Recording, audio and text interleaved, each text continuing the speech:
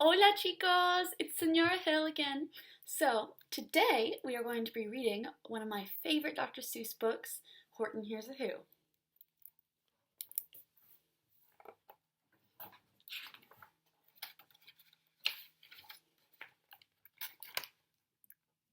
On the 15th of May, in the jungle of Newell, in the heat of the day, in the cool of the pool, he was splashing, enjoying the jungle's great joys, when Horton the elephant heard a small noise.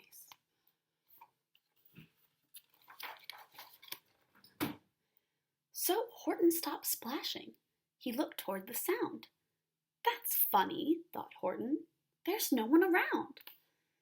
Then he heard it again, just a very faint yelp, as if some tiny person were calling for help. I'll help you, said Horton. But who are you? Where? He looked and he looked. He could see nothing there, but a small speck of dust blowing past through the air.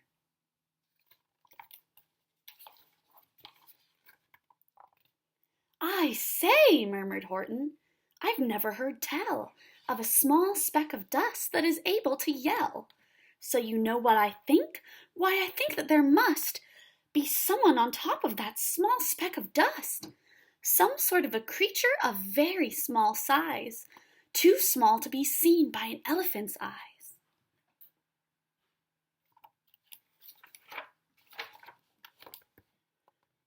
Some poor little person who's shaking with fear that he'll blow in the pool. He has no way to steer. I'll just have to save him, because, after all, a person's a person, no matter how small. So, gently and using the greatest of care, the elephant stretched his great trunk through the air, and he lifted the dust speck and carried it over and placed it down safe on a very soft clover.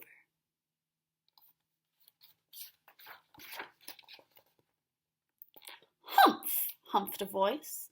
'Twas a sour kangaroo, and the young kangaroo in her pouch said, Humph, too. Why, that speck is as small as the head of a pin. A person on that, why, there never has been.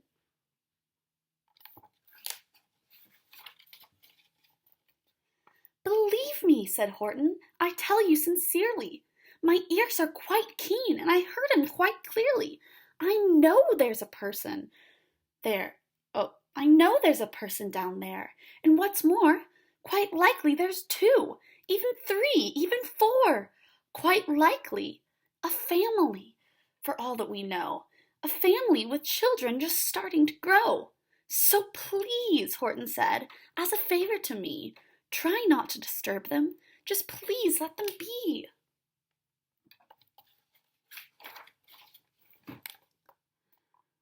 I think you're a fool, laughed the sour kangaroo, and the young kangaroo in her pouch said, Me too. You're the biggest blame fool in the jungle of Newell. And the kangaroos plunged in the cool of the pool. What terrible splashing, the elephant frowned. I can't let my very small persons get drowned. I've got to protect them. I'm bigger than they. So he plucked up the clover and hustled away.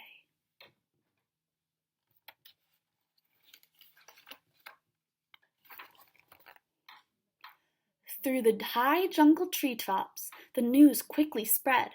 He talks to a dust speck. He's out of his head. Just look at him walk with that speck on that flower. And Horton walked, worrying, almost an hour. Should I put this speck down? Horton thought with alarm. If I do, these small persons may come to great harm. I can't put it down, and I won't. After all, a person's a person, no matter how small. Then Horton stopped walking. The speck voice was talking. The voice was so faint he could just barely hear it. Speak up, please, said Horton. He put his ear near it. My friend, came the voice. You're a very fine friend. You've helped all us folks on this dust speck no end. You've saved all our houses, our ceilings and floors. You've saved all our churches and grocery stores.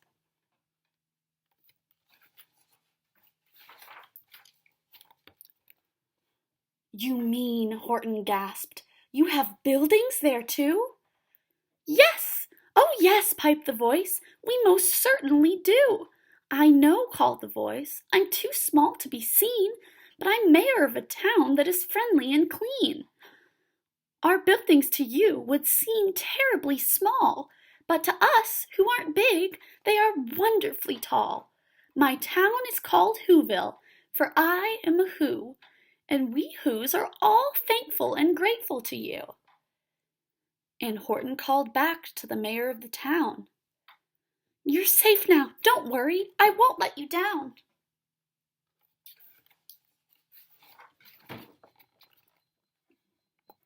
But just as he spoke to the mayor of the speck, 3 big jungle monkeys climbed up Horton's neck.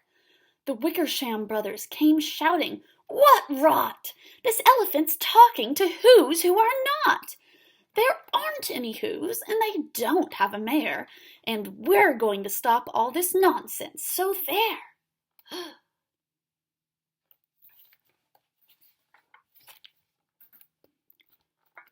They snatched Horton's clover. They carried it off to a black-bottom eagle named Vladikoff, a mighty strong eagle, a very swift wing, and they said, Will you kindly get rid of this thing? And before the poor elephant even could speak, the eagle flew off with the flower in his beak.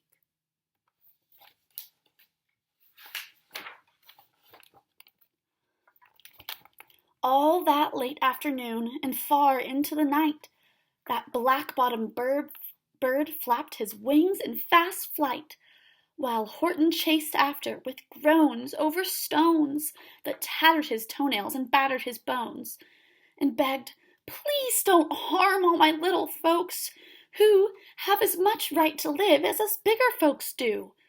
But far, far beyond him that eagle kept flapping, and over his shoulder called back, Quit your yapping!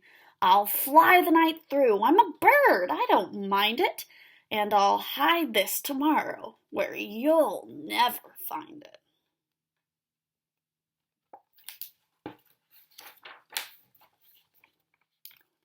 And at 6:56 the next morning he did it. It sure was a terrible place that he hid it. He let that small clover drop somewhere inside of a great patch of clovers 100 miles wide. Find that, sneered the bird, but I think you will fail. And he left with a flip of his black-bottomed tail.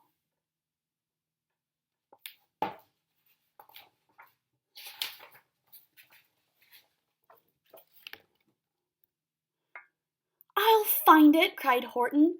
I'll find it or bust. I shall find my friends on my small speck of dust. And clover by clover by clover with care, he picked up and searched them and called, Are you there? But clover by clover he found that the one that he sought for was just not around. And by noon poor old Horton, more dead than alive, had picked, searched, and piled up 9,005.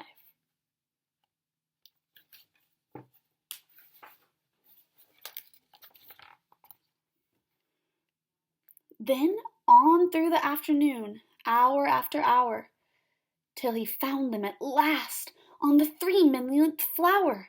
My friends, cried the elephant, tell me, do tell, are you safe? Are you sound? Are you whole? Are you well?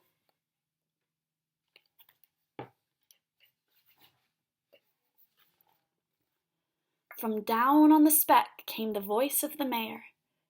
We've really had trouble, much more than our share. When that black-bottomed bird let go and we dropped, we landed so hard that our clocks have all stopped. Our teapots are broken, our rocking chairs smashed, and our bicycle tires all blew up when we crashed. So, Horton, please, pleaded the voice of the mayor's, will you stick by us Whos while we're making repairs? Of course, Horton answered. Of course I will stick. I will stick by you small folks through thin and through thick.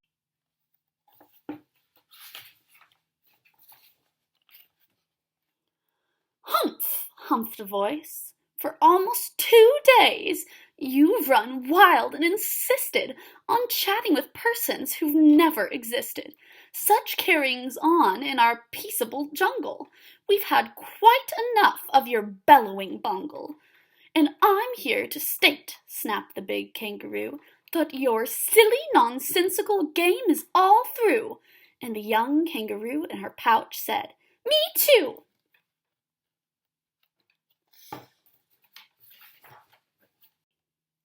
With the help of the Wickersham brothers and dozens of Wickersham uncles and Wickersham cousins and Wickersham in-laws whose help I've engaged, you're going to be roped and you're going to be caged. And as for your dust bag, ha! That we shall boil in a hot steaming kettle of bezelnut oil. Boil it, gasped Horton. Oh, that you can't do! It's all full of persons. They'll prove it to you.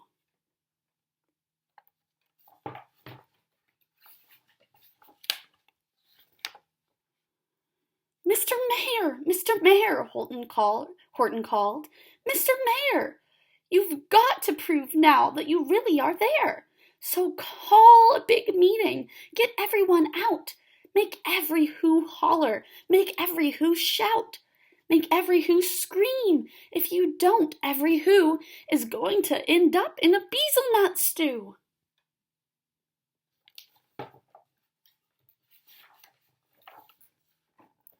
And down on the dust speck, the scared little mayor quick called a big meeting in Whoville town square. And his people cried loudly. They cried out in fear, We are here! We are here! We are here! We are here!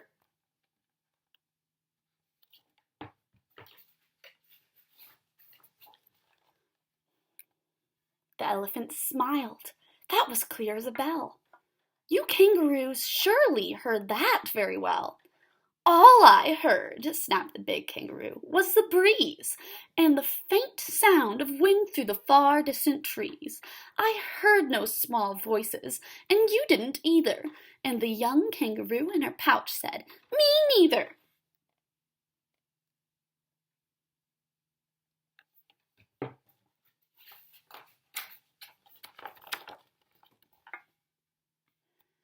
Grab him, they shouted, and cage the big dope. Lasso his stomach with 10 miles of rope. Tie the knots tight so he'll never shake loose. Then dunk that dumb speck in the bezelnut juice.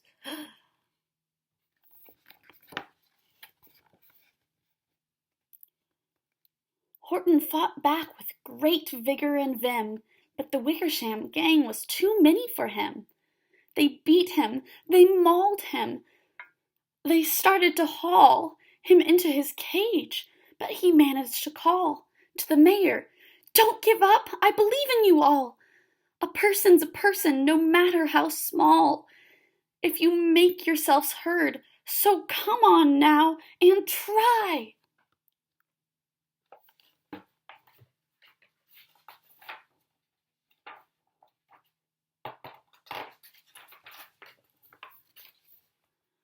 The mayor grabbed a tom-tom, he started to smack it, and all over Whoville they whooped up a racket. They rattled tin kettles, they beat on brass pans, on garbage pail tops and old cranberry cans. They blew on bazookas and blasted great toots on clarinets, oompas, and boompas and flutes.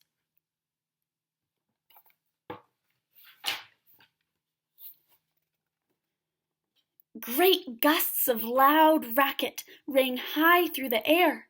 They rattled and shook the whole sky, and the mayor called up through the howling mad hullabaloo, Hey, Horton, how's this? Is our sound coming through? And Horton called back, I can hear you just fine, but the kangaroo's ears aren't as strong. quite as mine. They don't hear a thing. Are you sure all your boys are doing their best? Are they all making noise? Are you sure every who down in Whoville is working? Quick, look through your town. Is there anyone shirking?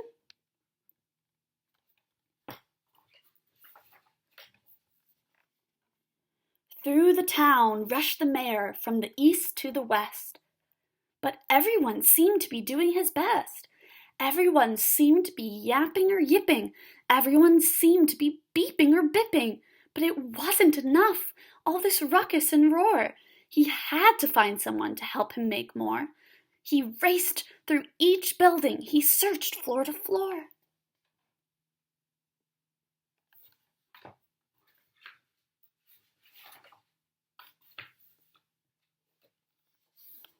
Oh, it looks like I colored on this page as a kid. And just as he felt he was getting nowhere, and almost about to give up in despair, he suddenly burst through a door, and that mayor discovered one shirker quite hidden away in the Fairfax Apartments, apartment 12J. A very small shirker named Jojo was standing, just standing, and bouncing a yo-yo, not making a sound, not a yip, not a chirp. And the mayor rushed inside and he grabbed the young twerp.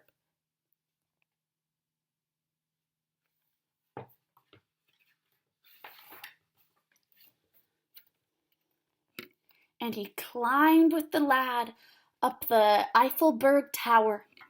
"This," cried the mayor, "is your town's darkest hour, the time for all who have blood that is red, to come to the aid of their country," he said. "We've got to make noises in greater amounts, so open your mouth, lad, for every voice counts." Thus he spoke as he climbed.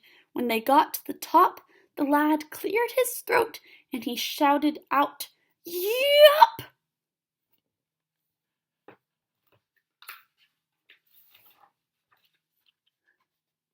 And that yop, that one small extra yop, put it over. Finally, at last, from that speck on that clover, their voices were heard. They rang out clear and clean. And the elephant smiled. "Do you see what I mean?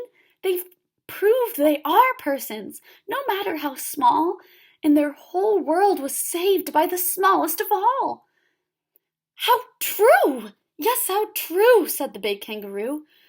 "And from now on, you know what I'm planning to do? From now on, I'm going to protect them with you." And the young kangaroo in her pouch said,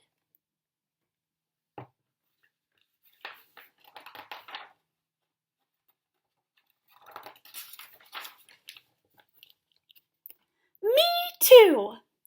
From sun in the summer, from rain when it's fallish, I'm going to protect them, no matter how smallish." The end. Thanks, guys. Los extraño mucho.